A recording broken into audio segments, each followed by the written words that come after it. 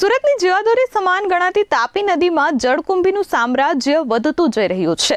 Drone દ્રશ્યો સામે આવ્યા ત્યારે લાગ્યું કે તાપી નદીમાં એક અલગ જ ગાર્ડન બની ગયું છે। સુરત શહેરના વાલક ઇન્ટેકવેલ પાસે તાપી નદીના પટમાં લગભગ અડધા કિલોમીટરના વિસ્તારમાં જળકુંભીની ઘટાદાર લીલી ચાદર પથરાયેલી જોવા મળી છે। આ દ્રશ્યો જોઈને કોઈને પણ એવું લાગે કે અહીં કોઈ નદી નથી, પરંતુ કોઈ મોટું અને ગાઢ લીલું ગાર્ડન બનાવવામાં આવ્યું છે। જ્યારે ડ્રોન પરથી તાપી નદીના આ દ્રશ્યો કેદ કર્યા ત્યારે નદીનું પાણી સંપૂર્ણપણે ઢકાઈ ગયેલું જોવા મળ્યું હતું।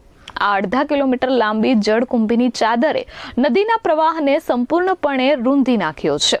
ડ્રોન શોટ્સમાં સ્પષ્ટ જોઈ શકાય છે કે કેવી રીતે આ વનસ્પતિએ ઇન્ટેકવેલ પાસે અજગરી ભરડો લીધો છે। દૂરથી જોતા આ વિસ્તાર સુંદર લાગી શકે છે, પરંતુ નજીકથી જોતા આ સુરતની પાણીની સમસ્યાનું સૌથી મોટું અને ભયાનક કારણ છે। નદીમાં બે રોકટોક છોડવામાં આવતા ગટરના ગંદા પાણીના કારણે જળકુંભીને જરૂરી પોષક તત્વો મળી રહે છે, જેના લીધે આ વનસ્પતિ ખૂબ જ ઝડપથી ફેલાય છે।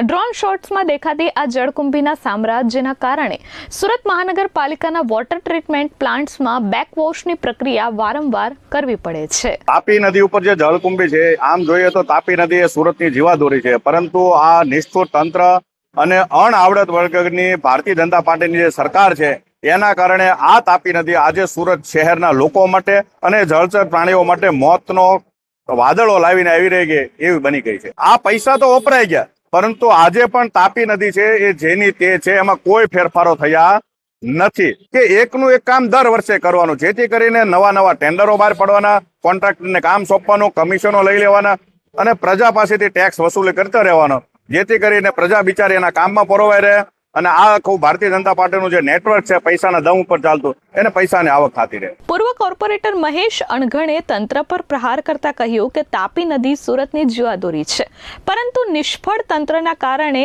તે આજે સુરતીઓ અને જળચર પ્રાણીઓ માટે મોતનું કારણ બની રહી છે। તાપી શુદ્ધિકરણ માટે 972 કરોડનો પ્રોજેક્ટ આવ્યો, પૈસા વપરાઈ ગયા, પણ પરિસ્થિતિ એની એ જ છે। દર વર્ષે એકનું એક કામ, નવા ટેન્ડર, કોન્ટ્રાક્ટરોને કામ સોંપવું અને કમિશન લેવું, આ જ ભાજપ શાસન મનપાનું નેટવર્ક છે।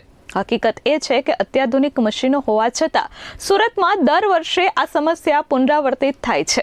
અધિકારીઓ ટેકનિકલ કારણો આપી જવાબદારીમાંથી છૂટવા માંગે છે, જ્યારે પ્રજા દૂષિત પાણી પીવા મજબૂર છે।